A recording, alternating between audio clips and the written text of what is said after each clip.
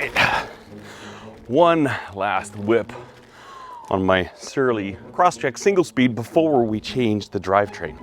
So I've got this, it's kind of like a habit where every single day I jump on local classifieds and I search for specific bicycle parts. Surleys, frames, whole bikes, parts, you name it.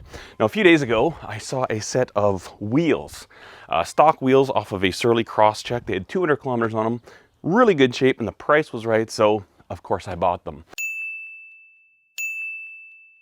Now over the last several evenings, I've been hitting every single one of my parts bins trying to find this and that, and I think I found everything that I need to make this work. So let's go inside, toss this bike up on the stand. We're gonna say goodbye to the single speed drivetrain. My Karate Monkey is a single speed at the moment. My Surly Steamroller is a fixed gear, single speed. I don't really need 3 single speed bicycles, so we're gonna put some gears on this, kind of turn it into a bit of a utilitarian bike, and I think this would be a really great bike for me to do little errands to town. Who knows? This thing might end up with the same personality disorder that my Karate Monkey has, in which it doesn't know if it's actually a single speed bike or a geared bike. This day and age, things can be confusing. Now, there is something else that this little project is going to do for us. On my Steamroller, my fixed gear bike, it's got a very poor quality wheel set on it. The guy that I bought this off of, he had it set up as a single speed. And these are nice Alex Adventure rims and Surly hubs front and back. So, I think these wheels and tires might end up on the Steamroller if they fit. I know fatties fit fine, but not quite as good on the Steamroller as on the Crosscheck. But if they do, this wheel set I picked up, decent rims as well, Alex rims with, I'm not sure of the hubs. This is a 9-speed, but it has the Surly Nards in 41, 700 by 41, which would be much nicer on the gravel around here. And looking at this tread pattern, I think they'd actually be fairly quickly rolling on the asphalt. This will give the Steamroller, well, we're not in this video, but the Steamroller will get an upgraded set of wheels, and then we'll have some slightly fatter wheels for the Crosscheck and gears. Some of the parts that I didn't know I had was a used Microtech. Believe it or not, this one will actually work with an 11-speed, which also has me wondering, a terrible idea, but I don't know if there's any way this 11 would fit onto where a 9 is supposed to go, but sometimes weird things happen. Also, one of these little things, down tube cable stop. I pulled this off of an old Miata LT100 frame that I had pulled out of the trash. I want to say it was like 2004, 2005. Sold the frame on eBay, kept all the bits and bobs, little accoutrements, and I found these. I knew I had these and I was looking everywhere. Believe it or not, they were living in my garage right over there. And the truth of the matter is I probably had not seen these things in, however many years that was, 15 years or so. They were right in here in this little Ziploc.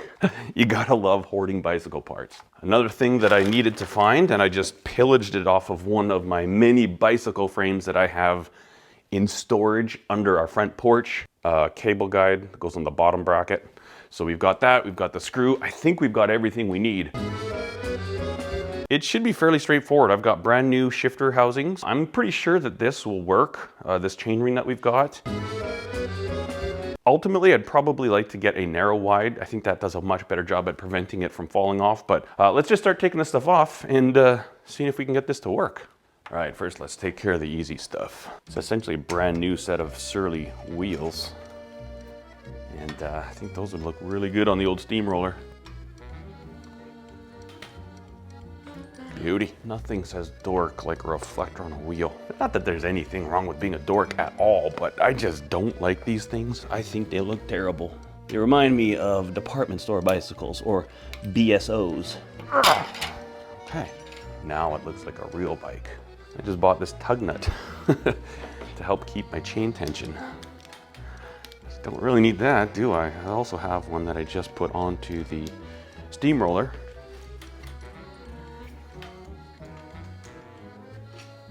Now we're gonna start getting dirty.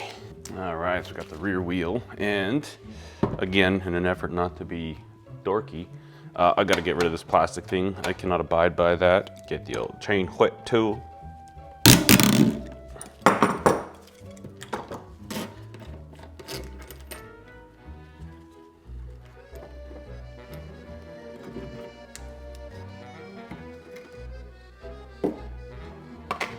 Okay, this, oh man, I feel like I should not even be trying this.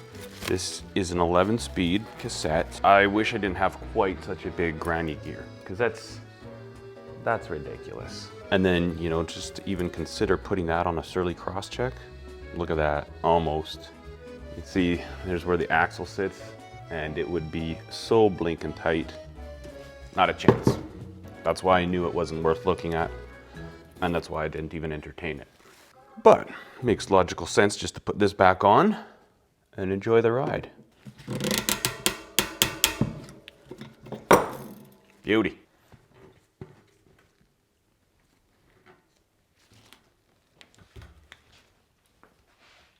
Need to adjust the brakes a little bit because they're riding in a slightly different spot, but now our chain and our derailleur. Now I don't know what we're gonna use for derailleur. I don't think I have, well, I've got one that I can use, that I use for my Karate Monkey. It's not on there right now. And then we'll see if we can get this micro shift bar end shifter to work. I hope this all works out because this thing would be really, really fun. All right, so here's the derailleur I generally have on my Karate Monkey, and I don't know if this is gonna work. So we're actually gonna use this little shifter on here once we get the chain on to see if this actually will be compatible. All right, so after looking at this chain line, I actually took it out for a little test ride. That chain ring is way too big. That is a 42 tooth, and this chain line is so bad. Essentially, when the chain line is lined up properly, I'm at the second smallest cog at the cassette, and I don't know if I want to be riding there. So I jumped on my motorcycle and I went into the city and I bought an external bottom bracket as well as a race face crank arm, 175 lengths, and a race face 36 tooth chain ring. I've never put in an external bottom bracket, but I've heard they're really not that hard. So what we're gonna do now is just undo all this stuff. I'm gonna take out those cranks, take those cranks off. We're gonna take out that bottom bracket, clean it up, put the new stuff in.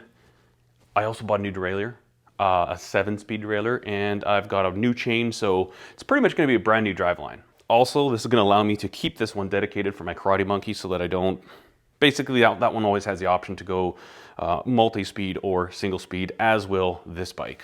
This day and age, things can be confusing. Ooh. Installation, I'm glad they give you one of these bad boys. Pedal washers, okay, cool. That's what those are. So let's put in the bottom bracket first. I'm gonna put a little grease in the bottom bracket.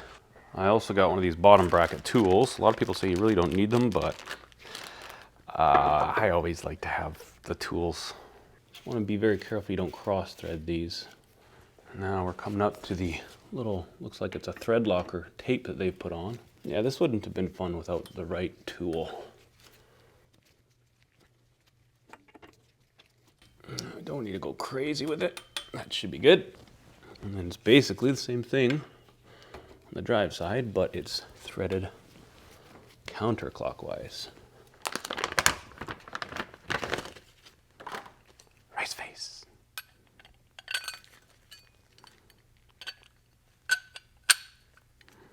Just like that. So this is the same spline as a regular bottom bracket, I guess. So that's good. I don't know if you can really tell, but basically one of these teeth is fat, one is thin, and that really helps when you got a single speed because it helps prevent the chain from jumping off, kind of keeps it on there a little better. All right, so that's cool. Now we'll put this sucker in. I believe we put in the non-drive side first. Nice and easy.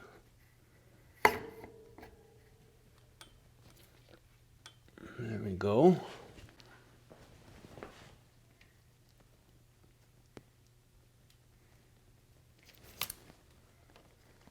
I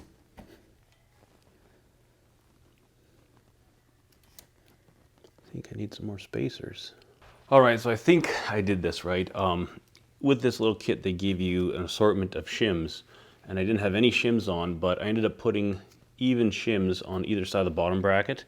And now I don't have that little machined area that the bearing's supposed to be on. That's not sticking out now, so I think we are good.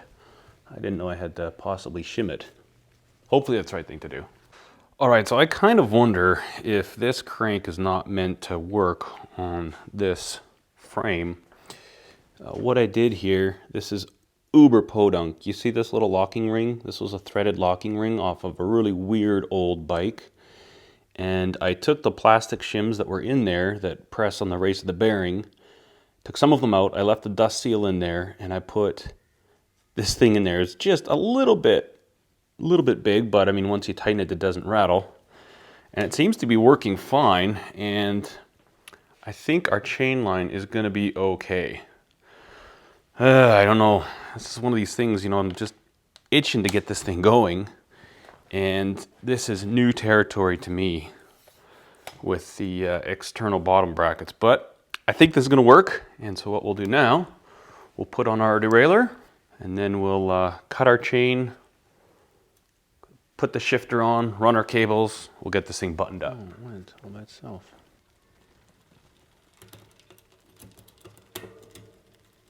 Okay, we've got the back of the bike pretty much done. So let's turn our attention to the front end here. Now we'll put in the bar end shifter, I believe. Simply take this apart. That gives us access to that little Allen key in there.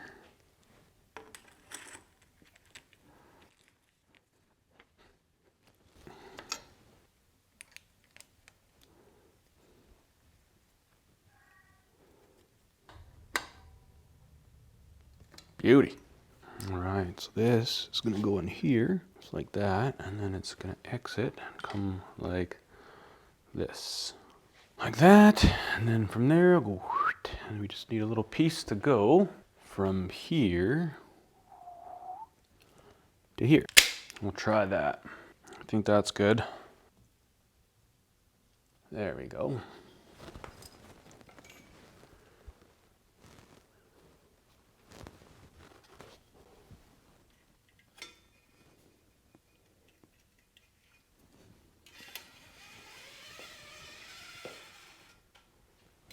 Down through here, into here, through here.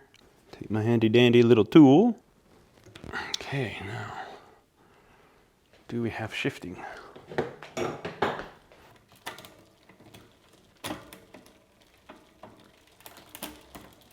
Ooh, look at that. We got shifting. Stoked. Careful not to cut the spoke.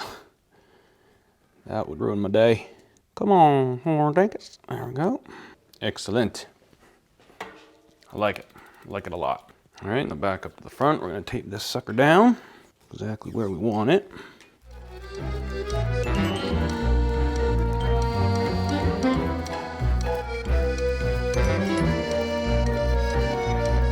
right, pull this hood thing down. And we have a 1x cross jack. Oh, I'm stoked.